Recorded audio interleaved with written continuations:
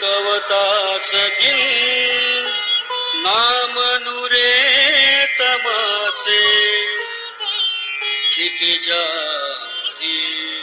लाल रवी बिंब साचे वायुवरी स्वार कलरव खगांचे पडती शब्द कानी चिंतनाचे कानी चिंतनाचे.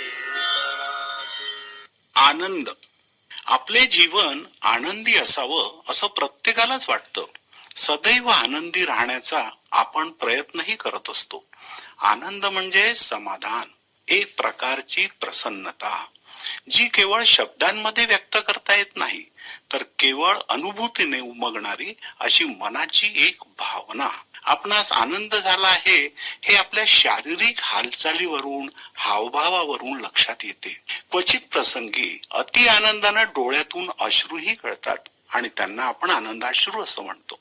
व्यवहारातही आपण बरेचदा पहा, आनंद त्याच्या चेहऱ्यावरून ओसंडून वाहतो आहे असे म्हणतो. म्हणजेच आनंदाची वेळी शरीराची हालचाल ही उत्साहात आणि सकारात्मक होत असल्याचे दिसते.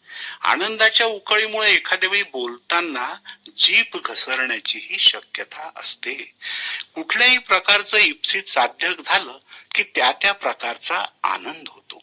एखाद्या बालकाला छोटस चॉकलेट जरी मिळालं तरी तो आनंदानं उड्या मारतो.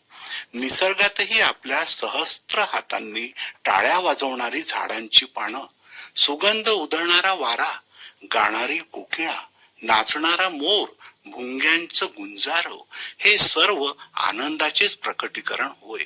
आनंद मिळवण्यासाठी आपली वृत्ती समाधानी असणं आवश्यक आहे. अति महत्वाकांक्षी, अति लोभी व्यक्ती आनंदी दिसण्याचं प्रमाण फारच कमी असतं. कारण अधिकाधिक प्राप्तीसाठी प्राप्त केलेल्या गोष्टींचं समाधान अशा व्यक्तींना नसतंच मुळी. म्हणूनच ज्यांच्या गरजा कमी तो सर्वात जास्त आनंदी असं मानलं जातं. आनंदी राहण्यासाठी स्वतः नेहमी हसतमुख राहणं, मृदभाषी असणं आणि आजूबाजूच्या सर्व गोष्टीतून आनंद शोधणं आवश्यक आहे. अशा व्यक्तींनाच लता दीदींच्या आनंदी आनंदगडे जिकडे तिकडे चोहीकडे या काव्य रसातून झिरपणाऱ्या अमृतानंदाची गोडी चाकता येईल.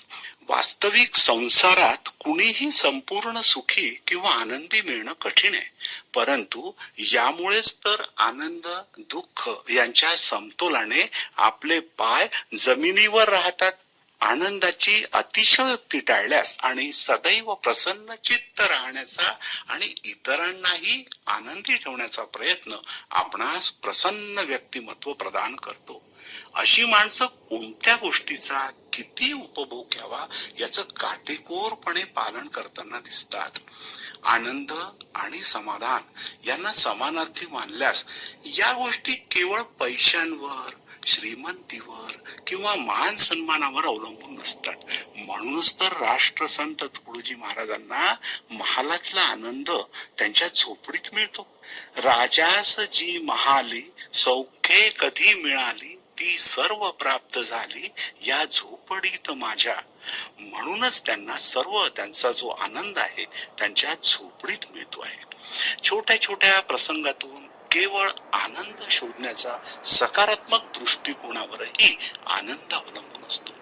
वयोमानानुसार, परिपक्वतेनुसार आनंद मिळवण्याच्या पद्धतीत थोडा फरक पडतो हे मात्र खरं. परिपक्व मनुष्य शेवटी नश्वर वस्तूत आनंद न शोधता पंचशील आचरणात, सत्याच्या शोधात, नामस्मरणात आनंद शोधू लागतो. यासाठी त्याला हिमालयात किंवा गुहेमध्ये जाण्याची आवश्यकता नसते. तर चिमुकल्यांच्या निरागस हास्यात, त्यांच्या वयसुलभ बालक्रीडांमध्ये, तर आपल्या आईवडिलांच्या सेवेमध्ये तो खरा आनंद शोधू लागतो. वेगळ्या शब्दात सांगायचं तर यामध्येच त्याला परमानंदाची प्राप्ती होत असते. पडती शब्द कानी चिंतनाचे कानी चिंतनाचे.